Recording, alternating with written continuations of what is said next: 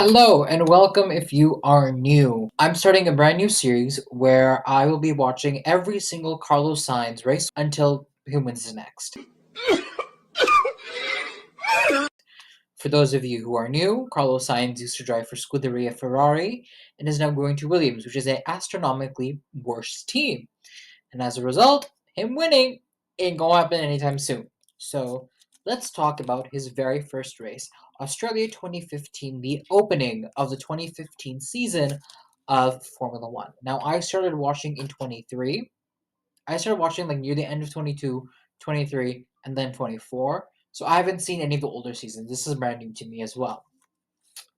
So this is me after watching it. Here are some clips of my reactions during the race. You know what's funny? It will never amaze me just how long Checo has been in this sport. He's been through it. Oof. CNN was a sponsor? What the heck? Oh, okay. Jensen's trying to overtake. Oh, yeah. It was a tight corner, and Perez went for it anyway. Oh, that's a lot of debris. Holy shit. Ooh, that's gonna be a problem. I'm still shocked at just how good Williams is. Dude, watching these old races is low-key kind of rough, though. Not on the camera quality, but just in general. Like, the visuals are not visually. Two stop. I don't know about that one, Chief. Nico Rosenberg was like a dog, dude. Like, homeboy was good. Bro, Vettel has his tire stuck, bro. Ferrari. Ferrari. He paid off there. Sebastian.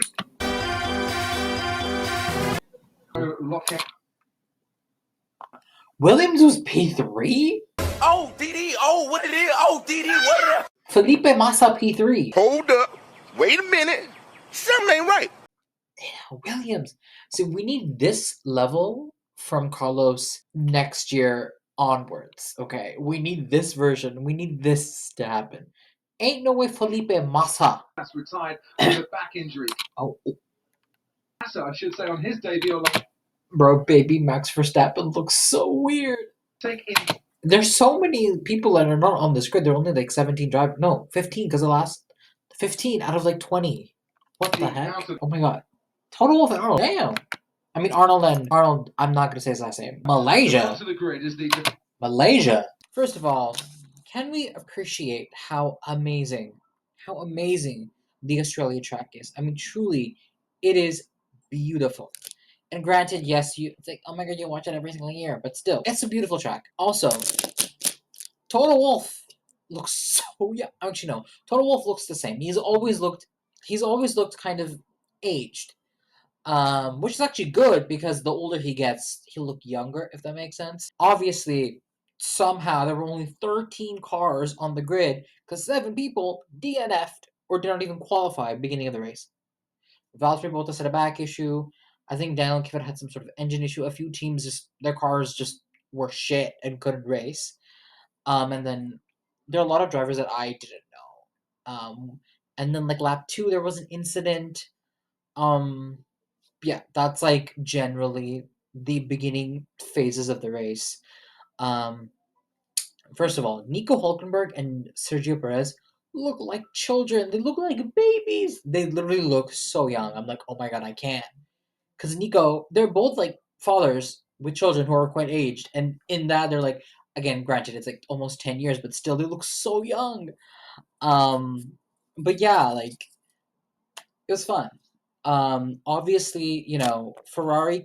I thought Ferrari clownfoolery was new. No, it's been a thing because tell me why Kimi Räikkönen goes in for a pit stop, his tire gets stuck, and they can't take it off, and he drops so many positions. Oh my god. Then that happens. That's great. Williams is surprisingly good. Again, Williams only has one car on the grid, which is Felipe Massa, because Valtteri had the incident. So yeah, Felipe Massa started on the grid P3. He finished P4. Him and Seb sort of the whole pitting incident. I think they undercut. Seb undercut Massa while he was pitting and got P3 and stayed in P3. Obviously, the podium was Lewis won the race, Nico Rosenberg got second, and then Vettel got P3. followed by Felipe Massa, and the rest we don't give a shit about. Now, I know this is like the Mercedes domination era, and my god, am I not looking forward to it. But, it's interesting to see Lewis win a race comfortably after 2023 and 2024 and 2022, where he almost won no races except for this year. Yeah, it was nice seeing Vettel again.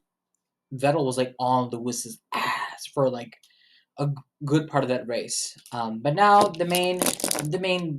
Oh my God! Wait, before we get the main incidents, Jenson Button versus Sergio Perez. Now this fight on track, obviously, was amazing to see. They both have shit cars, but it was amazing to sort of see, Sergio. It was great to see Sergio like actually engaging in battles and not just like flopping, and his battle with obviously they hit each other. He spun out. Button went ahead. Button went ahead. I don't remember exactly who was like ahead, but yeah.